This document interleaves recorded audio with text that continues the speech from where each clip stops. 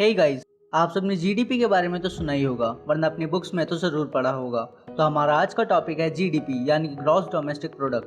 तो आज हम डिस्कस करेंगे कि इसे कैलकुलेट कैसे करते हैं, कौन कौन से फैक्टर्स हैं जिससे किसी भी कंट्री की जीडीपी इंक्रीज या डिक्रीज होती है।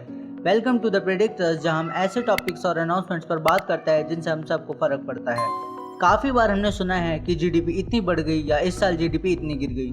जीडीपी का मतलब होता है किसी भी फिक्स टाइम, मतलब कि एक साल में किसी भी कंट्री में प्रोड्यूस होने वाले गुड्स और सर्विसेज को मिलाकर उसकी वैल्यू मार्केट के अकॉर्डिंग सेट कर दी जाए, वही उस कंट्री की जीडीपी है। किसी भी कंट्री की जीडीपी मेनली 3 चीज़ों पर डिपेंड होती है: एग्रीकल्चर, इंडस्ट्री और सर्विसेज।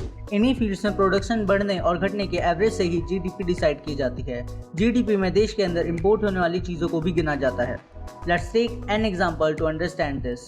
जैसे कि कोई चीज़ इंडिया में प्रोड्यूस होती है और वो इंडिया के साथ साथ बाहर की कंट्रीज में भी सेल होती है, तो उससे इंडिया की जीडीपी बढ़ेगी। पर अगर चाइना की कोई चीज़ इंडिया के लोग इंडिया की मार्केट से खरीदते हैं, तो इससे चाइना की जीडीपी इंक्रीज होती है, ना कि इंडिया की। अगर आपको किसी भी देश की इकोनॉमी के बारे में जानना है तो सबसे आसान तरीका है उसकी जीडीपी जान लीजिए। अब बात करते हैं किसी भी देश की जीडीपी को कैसे कैलकुलेट किया जाता है। जैसा कि आपको स्क्रीन पर दिख रहा होगा, GDP is equals to C plus I plus G plus X minus M. यहाँ पर सी डिनोट करता है कंज्यूमर एक्सपेंडिचर, आई डिनोट करता है industries investment, G is equals to government expenditure और X is equals to export minus import. अगर GDP को आसान भाषा में समझना हो तो मान लीजिए कि किसी भी देश में एक साल में 50 वॉचेस बनाई जाती हैं और हर एक वॉच का प्राइस 200 है, तो उस देश की जीडीपी 50 इंटू 200 यानी कि 10,000 होगी। तो अब एक क्वेश्चन ये आता है कि हम जीडीपी कैलकुलेट ही क्यों करते हैं। हम जीडीपी इसलिए निकालते हैं ताकि उसे दूसरे देशों से कंपेयर कर सकें और देख सकें कि कौन सा देश किसी टाइम से किस तरह ग्रो हो रहा है।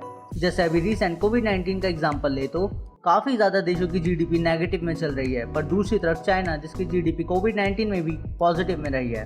अब बात करते हैं जीवीए की, जिसका मतलब होता है ग्रॉस वैल्यू एडेड।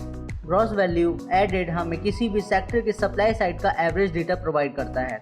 जीडीपी और जीवीए में डिफरेंस हम ऐसे समझ सकते हैं कि जैसे गवर्नमेंट किसी भी गुड्स पर टैक्स लगाती है या कभी सब्सिडी प्रोवाइड करती है। जैसे एग्जांपल के लिए हम एलपीजी ले लेते हैं। एलपीजी के रियल मार्केट वैल्यू कुछ और है, पर गवर्नमेंट ने इस पर सब्सिडी दे दी है तो इसके प्राइस कम हो जाते हैं। तो ये प्राइस जब एडजस्ट होते हैं तो उससे हमें जीडीपी कहते हैं।